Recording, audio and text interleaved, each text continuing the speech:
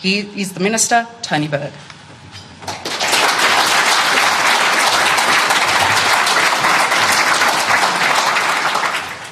The game changer came in 1991.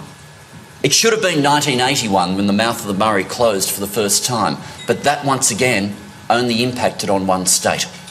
But it was in 1991 when the game changer arrived and a new player turned up to the negotiating table.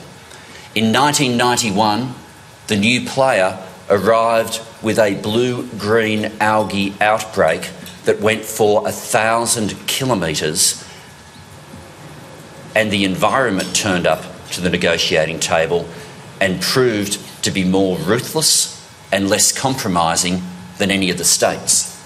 The environment turned up to the negotiating table in 1991 and said, if you're going to manage the river this way, then none of you can have the water.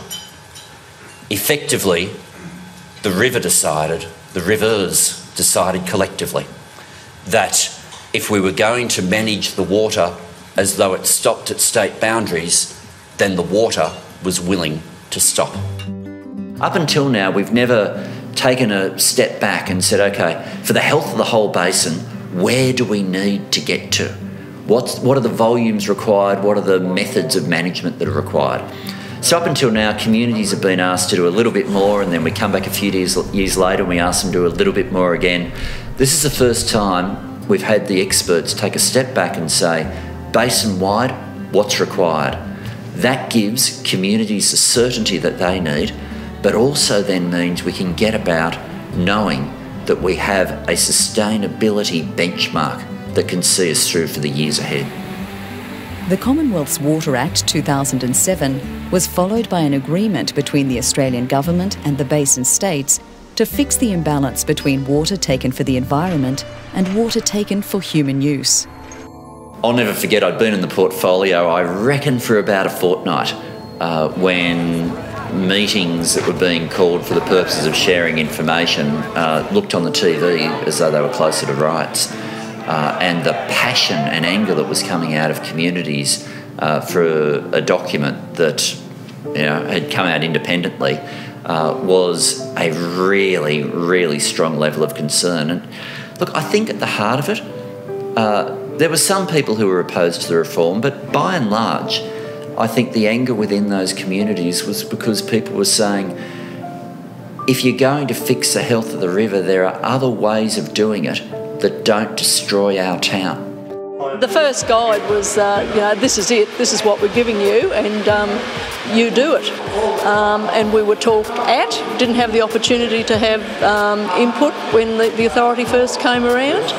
This is an entirely different approach, and that's why I think it's getting the reception that it is up here.